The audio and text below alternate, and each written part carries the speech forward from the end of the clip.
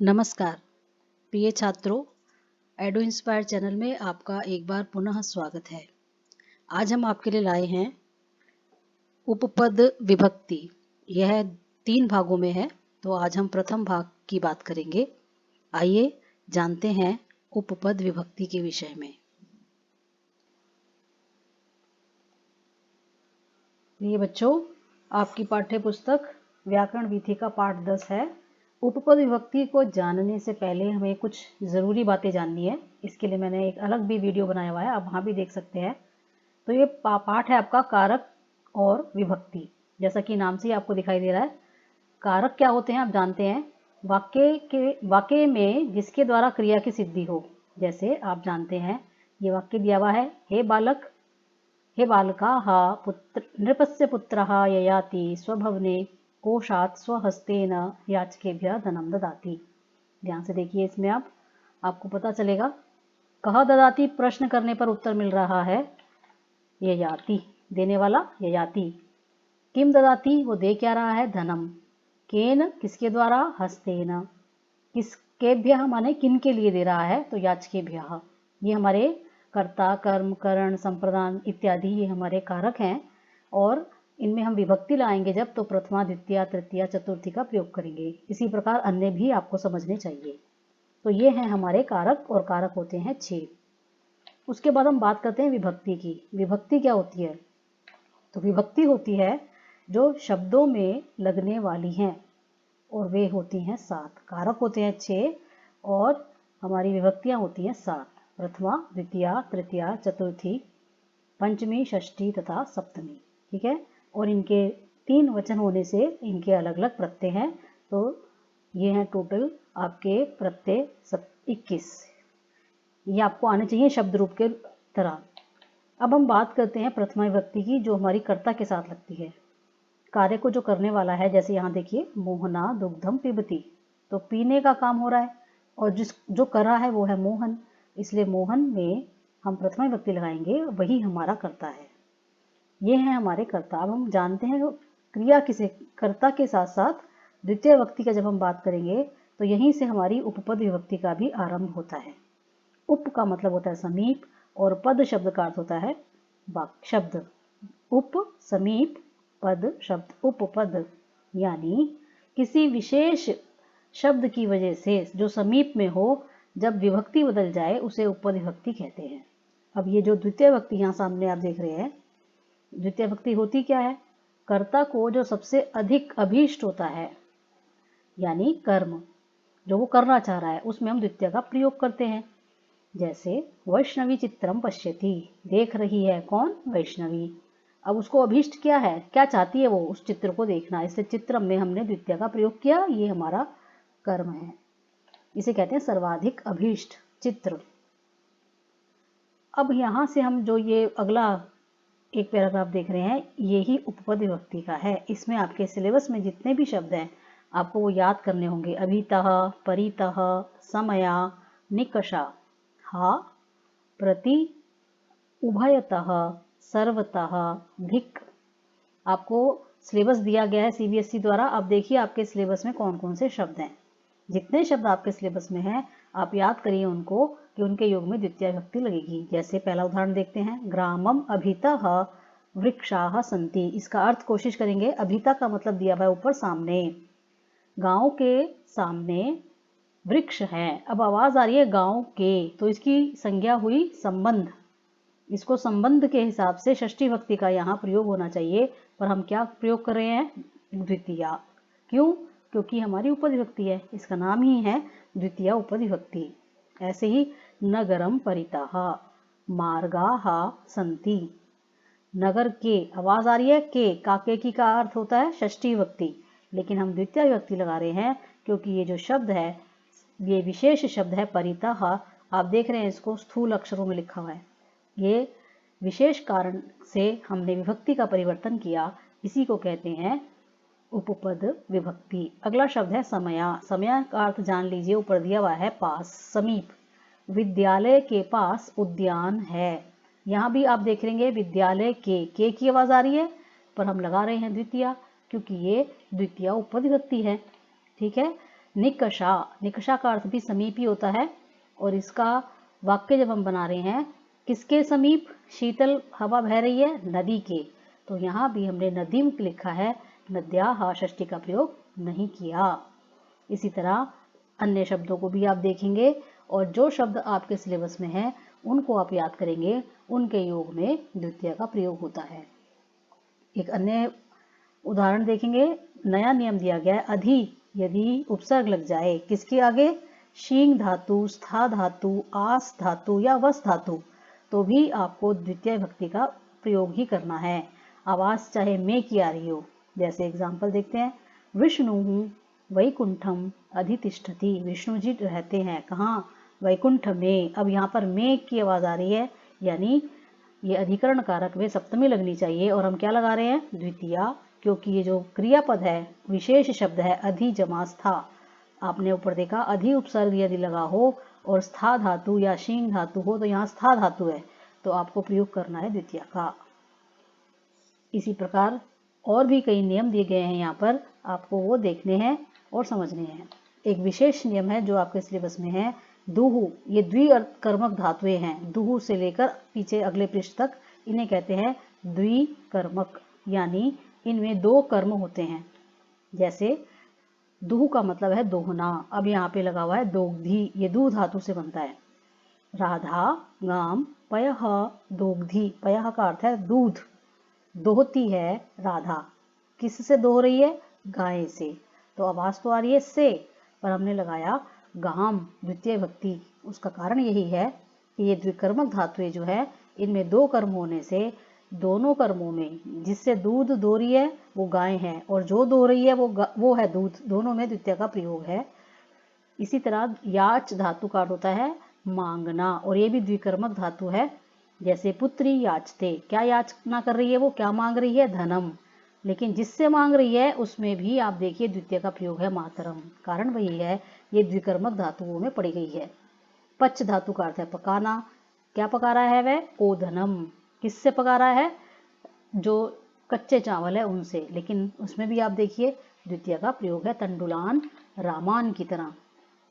और अन्य धातुएं हैं, इन्हें द्विकर्मक धातु कहते हैं। दंड माने दंड देना, प्रच्छ यानी पूछना। अब उदाहरण देखिए, शिष्य पूछता है प्रश्न, किससे पूछ रहा है? तो गुरु से। आवाज आ रही है से, पर हम लगा रहे हैं यहाँ को। शिष्य गुरु को प्रश्न पूछता है। नी धातु का अर्थ है ले जाना, नयति, ले जा रहा है। कौन ले जा रहा है? किसान। तो वो है हमारा कर्ता। किसको? गाय, अजाम को ले जा रहा है। अजाम का अर्थ होता है बकरी को। और कहाँ ले जा रहा है? ग्रामम, ग्रामम माने गांव को। ठीक है, तो यहाँ भी नी धातु के कारण द्विकर्मक धातु होने से यहाँ दोनों शब्दों में द्वितीय का प्रयोग है। ची माने चुनना, ब्रू माने बोलना, गुरु ब्रूते, गुरु जो है वो बोलते हैं क्या? धर्म को बोलते हैं। और किसको बोल रहे हैं? शिष्य को, यानी गुरु शिष्य को धर्म का उपदेश दे रहे हैं। तो शिष्यम और धर्मम ये दोनों द्विकर्मक हैं। शास माने शिक्षा देना, जी माने जीतना, मथ मथना, और मुश माने चुराना। धन चौराहा मुष्णाति, चुराता है। किसको? धनम। तो ये धनम जो है इस धातु में, इस शब्द में द्वितीय का प्रयोग हुआ है। ये है हमारी द्वितीय द्विकर्मक धातु है। अब हम अगले तृतीय विभक्ति की ओर बढ़ते हैं। तृतीय विभक्ति का अर्थ आप जानते हैं, जिसकी सहायता से कोई कार्य किया जाए। जैसे रचना, लिख रही है क्या? पत्र। किसके द्वारा? कलम। तो इसमें कलम कलमेन, रामम रामेन। अब हम देखते हैं और भी बहुत सारे शब्द हैं जिनकी वजह से जो उपपद विभक्ति में गिने हैं, यानी जो विशेष शब्द हैं, उपपद माने विशेष, उनकी वजह से तृतीय का प्रयोग है। पहला शब्द है सह, जिसका अर्थ है साथ। सोहन गच्छति यानी जाता है। कहाँ जाता है वो? अपने गंतव्य की ओर। लेकिन किसके साथ जा रहा है? रामेण सह। आप देखिए रामेण में तृतीय विभक्ति का प्रयोग है। कारण क्या है इसका? सह लग गया। तो ये सह जो है ये विशेष कारण के कारण, विशेष शब्द के कारण तृतीय लगी है। सार्धम, अगला शब्द देखेंगे। सार्धम मतलब होता है साथ। सह, साकम, समम, सार्धम। ये वैसे तो 4 शब्द है, समम भी यहाँ दिया हुआ है, इनका सभी का अर्थ होता है साथ। एक शब्द यहाँ मिसिंग है, वो है साकम। साकम माने भी साथ। भोजनेन समम जलम पिब। अब भोजन के साथ, आवाज आ रही है के साथ, षष्ठी लगनी चाहिए, पर इस उपपद ने कहा, इस विशेष कारण ने कहा समम के योग में द्वितीया तृतीया, हम तृतीया विभक्ति का प्रयोग कर रहे हैं। ठीक है, एक शब्द रह गया हमारा सदृश, जिसका अर्थ होता है समान। तो समान है, सदृश है कौन? सीता का मुख। हम तुलना कर रहे हैं, किसके समान है? चंद्र के समान। तो चंद्रस से ना लगकर हम चंद्रेण लगा रहे हैं, तृतीय विभक्ति में सदृश शब्द पड़ा गया। इसी तरह अगला शब्द है अलम, यानी बस करो। अलम का मतलब होता है बस। अगर ये शब्द आ जाएगा तो अगला शब्द जो है उसमें तृतीय लगेगी। विवाद का अर्थ होता है परस्पर बहस करने से बस करो, तो विवाद से बन गया विवादेन। बिना के योग में तृतीया, बिना और बिना एक ही बात है। रामेण बिना, बिना राम के। सीता क्या थी? दुखी थी। सीता दुखिता भवत। तो आप देख रहे हैं बिना शब्द क्योंकि पढ़ा गया, यहाँ लिखा गया है, इसी की वजह से रामेण बन गया। अब एक नया नियम बता रहे हैं आपको। अगर अंग में कोई विकार, विकार का मतलब होता है दोष दिखाना हो, तो हम तृतीया का प्रयोग करते हैं। एग्जाम्पल देखते हैं। देवदत्त है, क्या है वो? काणा। काणा का अर्थ आप जानते होंगे, हिंदी से मिलता जुलता काना, एक आंख का। किस कारण से? उसका अंग विकार है, वो एक आंख से नहीं देख सकता। नेत्रेण, तो इसमें एक आंख से नहीं देख रहा है, इसलिए नेत्रेण। अगर इसकी जगह एक शब्द होता अंधा, उसको दिखाई नहीं दे रहा है, वो ब्लाइंड है, तो हम क्या लगाएंगे यहाँ? तो हम तृतीय विभक्ति का द्विवचन लगाएंगे, नेत्राभ्याम, क्योंकि उसकी दोनों आंखें काम नहीं कर रही हैं। इसी तरह आपको ध्यान रखना है वचन का। तो ये तो था हमारा अंग विकार, इसको कहते हैं अंग विकार। फिर है फल प्राप्ति और कार्य की पूर्णता यदि हो रही है, तो वहाँ निरंतरता का बोध कराने में भी तृतीया का प्रयोग होता है। जैसे राम ने पुस्तक को समाप्त किया, तो निरंतरता बता रहे हैं एक सप्ताह के अंदर, तो सप्ताहेन, तृतीय विभक्ति का यहाँ प्रयोग है एक सप्ताह में। इसे कहते हैं समय की निरंतरता। आगे बढ़ते हैं। बालाहा सप्तभी दिवसई, यहाँ दोनों शब्दों में तृतीया विभक्ति बहुवचन का प्रयोग है, क्योंकि सप्त माने 7, 2 से अधिक हो गए, इसलिए सप्तभी। 7 दिनों के द्वारा निरोगः जाता, निरोगी हो गया, 7 दिनों में वह स्वस्थ हो गया। आगे बढ़ते हैं, नेक्स्ट देखेंगे। बिना, पृथक, बिना, नाना, इनके अर्थ आप जान लीजिए। पृथक माने अलग होना, बिना माने अभी ऊपर आ चुका है, बिना विदाउट। नाना का अर्थ होता है अलग अलग तरह के। अब इसमें बताई गई है द्वितीय भी लगा सकते हैं आप, तृतीय भी लगा सकते हैं और पंचमी भी लगा सकते हैं। एक उदाहरण देखते हैं। विद्याम, विद्यया या विद्याया, इसमें द्वितीय लग गई, इसमें तृतीय लग गई और इसमें पंचमी। नाना, ना सुखम, नाना माने भांति भांति के सुख नहीं है।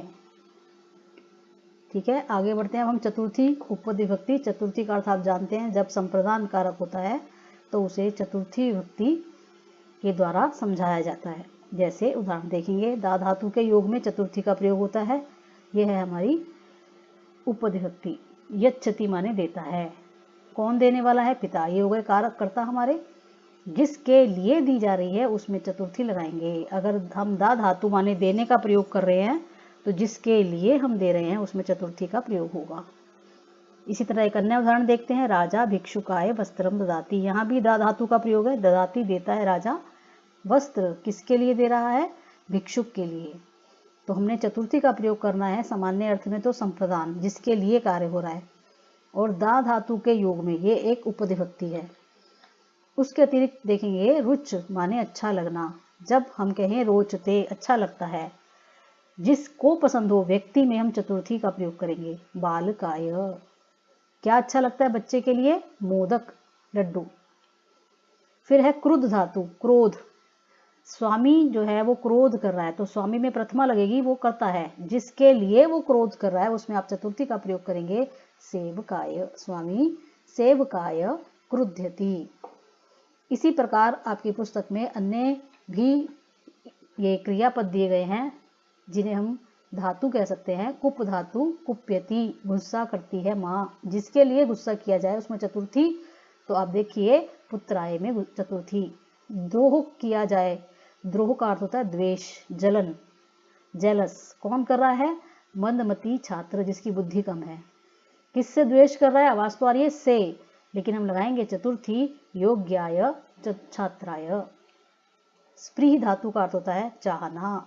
स्प्रीयति माने चाहती है, नारी चाहती है। अब स्प्री के योग में वस्तु में आप देखिए लगी हुई है। इसके पहले जो हमने देखा था वो व्यक्ति में थी। धातु कौन सी है? वो रुच। अगर रुच का प्रयोग हो रहा है तो व्यक्ति में लगेगी, और अगर स्प्री का प्रयोग हो रहा है तो वस्तु में लगेगी। ये आपको ध्यान रखना है। तो यहाँ वस्तु में लगी है, चाहती है स्त्री आभूषणेभ्य, आभूषणों के लिए इच्छा करती है। ऐसे ही ईर्ष्य, असूय, ये धातुएं हैं। ईर्ष्यति, असूयति, जिससे ईर्षा या जिससे असूय का अर्थ होता है निंदा, जिसकी की जाए, उसमें चतुर्थी का प्रयोग है। और ये आपके पाठ्यक्रम में है, इनको अच्छे से पढ़ेंगे। नमः माने नमस्कार, जिसके लिए नमः। ओम नमः शिवाय आपने पढ़ा होगा, ये पंचाक्षर मंत्र है। इसमें आप बता सकते हैं कहाँ व्यक्ति लगी है पंचमी चतुर्थी व्यक्ति? शिवाय में। ठीक है, तो इससे आप याद रखिए नमः शिवाय से। ऐसे ही जो गुरुवे शब्द है, इसका मूल शब्द है गुरु, और इसका चतुर्थी में बनता है गुरवे। गुरवे नमः। स्वस्ति का अर्थ होता है कल्याण, जिसकी इच्छा हम कर रहे हैं कल्याण की, वो है प्राणिभ्यः। स्वधा का अर्थ होता है अपने पितरों को जल दिया, तो पितृभ्यः स्वधा। तो पितृभ्यः में चतुर्थी का प्रयोग आप देख रहे हैं। ऐसे ही अग्नये स्वाहा, अग्नि के लिए समर्पित। निवेदन करना, निवेदयति अंत में दिया गया है, जिसके लिए हम निवेदन कर रहे हैं उसमें हम लगाएंगे चतुर्थी। सह गुरवे निवेदयति। तो आज हम इतना ही रखेंगे। आज हमने सीखा कि किस प्रकार द्वितीया, तृतीया और चतुर्थी के जो प्रमुख शब्द हैं उनसे हम उपपद विभक्ति कहकर उन्हीं व्यक्तियों का प्रयोग करेंगे, भले ही हमें आवाज़ किसी अन्य कारक की आ रही हो, हमें से की आवाज़ आ रही हो, षष्ठी की आ रही हो, सप्तमी की आ रही हो, पर जो विभक्ति में वो पढ़ी गई है धातु, हम उसी में उसका प्रयोग करेंगे। ये है आपकी उपपद विभक्ति, और जो उसका शेष